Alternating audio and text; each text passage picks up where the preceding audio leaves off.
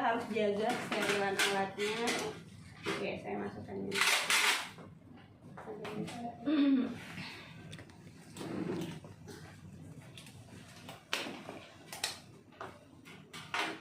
Oke, kalau misalkan untuk yang IUD pasca plasenta berarti ininya kita keluarin. Jadi dia cuman ada IUD-nya aja. Kita butuh cuman IUD-nya aja. Nggak pakai selangnya gitu, Bu? Nggak pakai tabung inserternya, ya. Oke, ini kan kita siapin tadi kan. Nah, oke.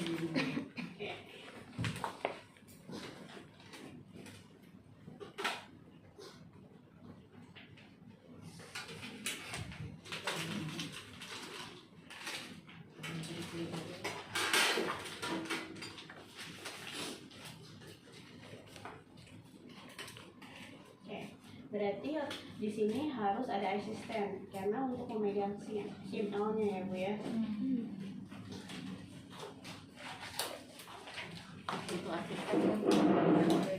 Itu asisten. Kalau nolong persalinan nggak boleh satu orang, harus minimal 4 tangan. Ya. Oke Bu ya. Videoin nggak? Ya. Setelah itu boleh kita masukkan dulu, asisten boleh minta pegangin. Oke, siapa yang mau jadi asisten dulu boleh.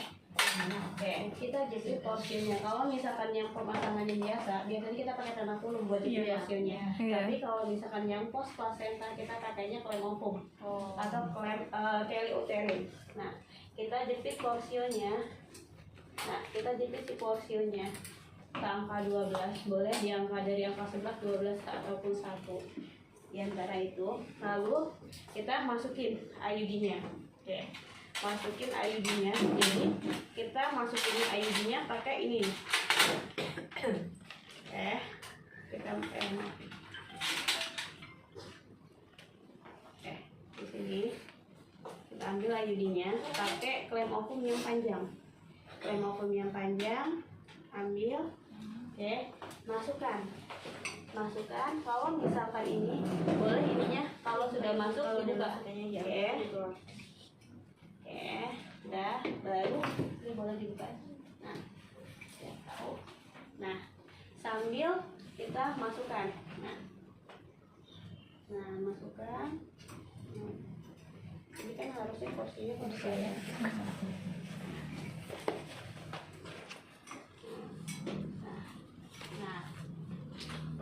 Nah, sampai di sini udah. Ibu itu diukur dulu nggak? Nggak usah diukur. Jadi kalau misalkan pemeriksaannya biasa kan kita ukur ukur pakai sonde, kedalamannya berapa, ternyata panjang rahimnya 7 cm. Kalau ini dia nggak usah diukur. Jadi langsung masukkan sampai benar-benar di atas. Nah, tangan kita yang sebelah kiri ini ada di fundus dan kita pegang sambil kita raba. Nah, ininya boleh kita ini boleh asisten boleh pegangin. Nah, tangan kita raba fundus. Nah, ini sambil kan ini kan kepegang nih. Nah, sambil kita buka ke mobilnya, geser ke kanan. Oke, geser ke sebelah. Udah. Gitu. Kalau dulu kan kita langsung masukin aja ya Bu, sampai benar-benar ininya masuk, tangan kita masuk, IUD-nya udah sampai ke rahim, udah selesai. Itu yang satu apa Bu, klem apa? Ini sama-sama klem ovum, tapi dia bedanya lebih panjang. Kalau ini buat karena kan kalau misalkan setelah lahiran itu rahim itu kan dia tinggi fundus uterinya kan di atas ya, biasa sepusat. Setelah dia udah lahir plasentanya berarti udah turun lagi 1 jari di bawah pusat atau 2 jari di bawah pusat. Nah, lama-kelamaan dia akan turun kan, rahim kita akan normal seperti biasa. Nah, ini kan keadaannya kenapa dia harus butuh klem ovum yang lebih panjang karena kan rahimnya lagi tinggi. Jadi butuhnya klem ovum yang panjang. Jadi yang buat spiralnya yang panjang itu. Iya, yang buat spiralnya, buat ibu jepit spiralnya itu yang panjang. Kalau yang buat jepit porsionya, yang kecil, yang tadi porsio ya. Iya, jepit porsionya dulu, terus ibu baru masukin si IUD-nya. Paham. Ya, masukin, terus masukin kan sambil ibu ini.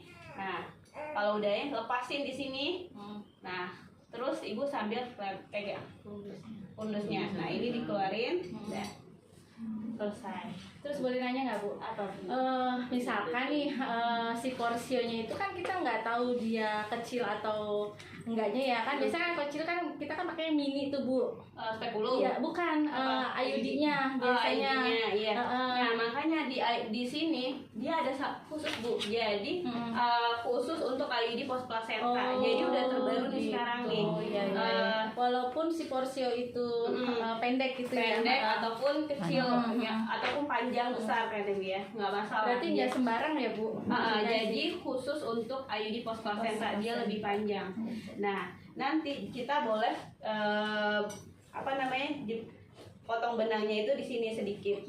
Jadi di antara sini aja. Nanti kan dia akan turun baru kita potong lagi. Pas kontrol ya Bu ya. Pas kontrol seminggu. Oke. Ataupun sebelum pas lagi mau pulang ibunya.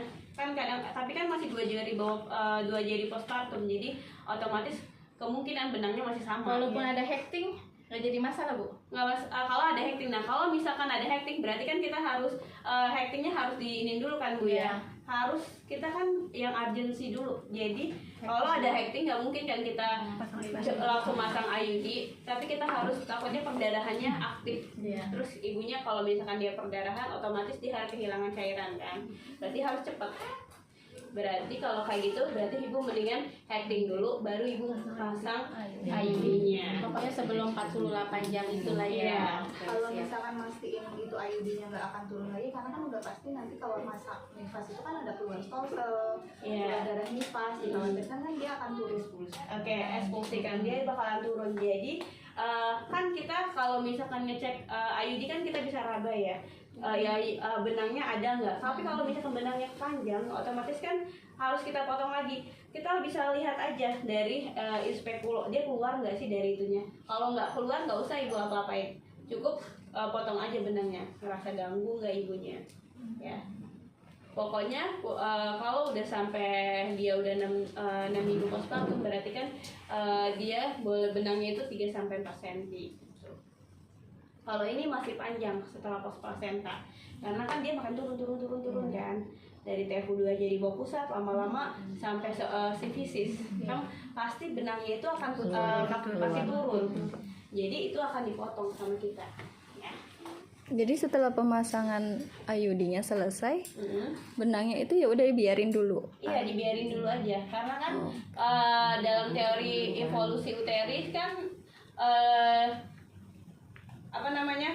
TFU itu dia akan berkurang 2 jari bawah pusat. Kalau misalnya seminggu berarti kan udah sifisis. Nah sifisis setelah sifisis dia nggak teraba kan. Nah baru deh biasanya di 2 minggu 14 hari atau 2 minggu itu kan udah nggak ada yang nggak teraba ya. Nah itu kan udah mulai panjang. Ibunya kan pasti nggak ngerasa nggak mengganggu kan. Baru kita potong.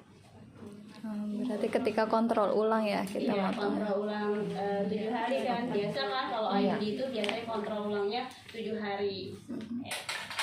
Itu Bu, maaf Bu, tadi yang Ibu bilang setelah mentok sampai atas ada pelus uteri terus digeser ke sebelah kanan mana itu? Jadi kan Bu ya. Jadi jangan Oke. Porsinya kita ini kalau di bawah biar udah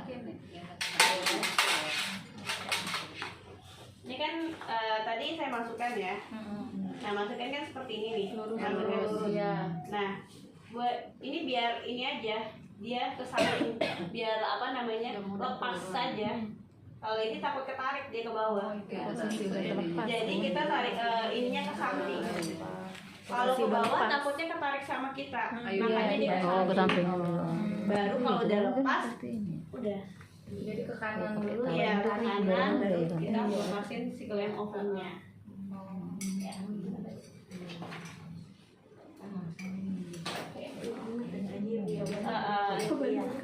intinya ini ya salah satu trik sih. Jadi Prosesnya tetap T gitu. Tetap T. Hah? Iya, kayak kita pasca plasenta biasa. Cuma bedanya. Nah, itu bedanya pakai alat. Kita pakai tangan dulunya.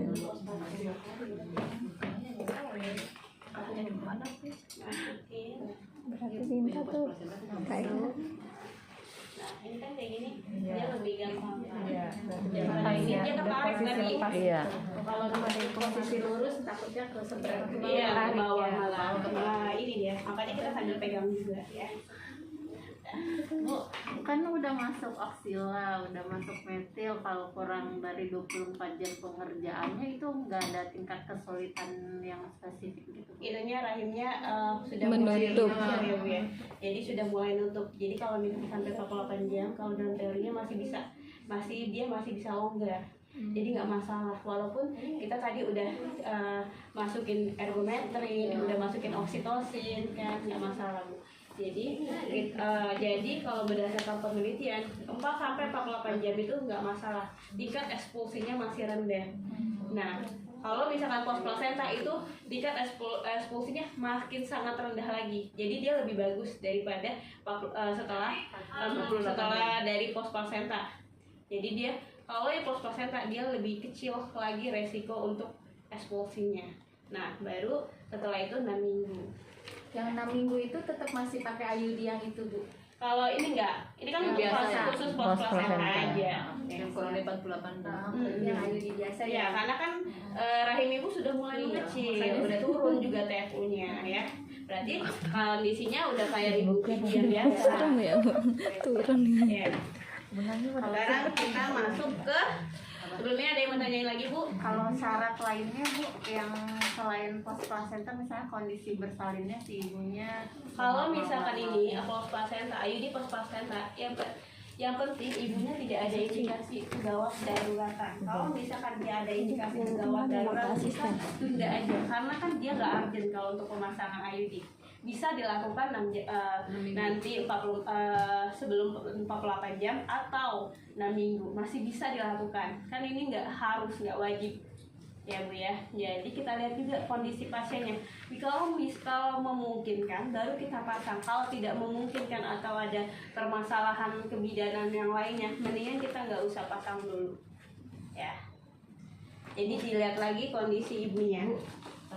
Kalau untuk yang post FC gitu Bu, apa perlu pakai prosedur seperti itu ya Bu dokternya? Oke, kalau untuk post SC berarti kan dari atas ya, Bu ya. Tetap kita ininya kan dia nggak mungkin masukin ke dari perut kan, Bu ya. Tetap dia harus masukin ini juga.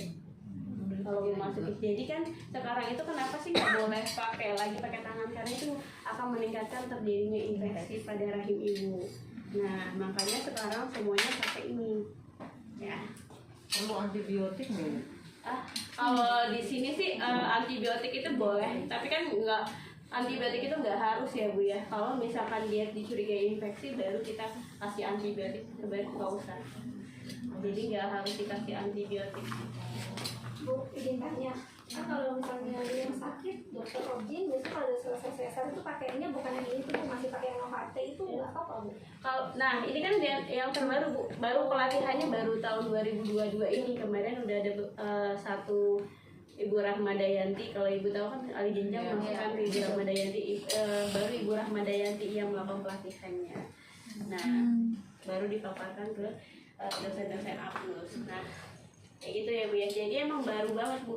Jadi di lapangan pun belum ini IUD kita pun, saya kan kepala lab ya, Bu ya. Saya juga nyari karena buat pembelajaran mahasiswa. Jadi ini tuh belum diproduksi. Jadi produksi itu andalan, tapi itu baru mau turun. Jadi emang masih diproses, Bu. Tapi kan Ibu harus tahu karena kan sekarang masih dalam pembelajaran ya, Bu ya. Oke, keluarin dulu biar nggak bingung. Nah, Berarti rencananya PMB bisa ya Bu ya pasang pasca placenta ya? boleh di PMB boleh pakai IUD post placenta, nggak masalah di tenaga kesehatan lainnya. Kan kita masih punya wewenang.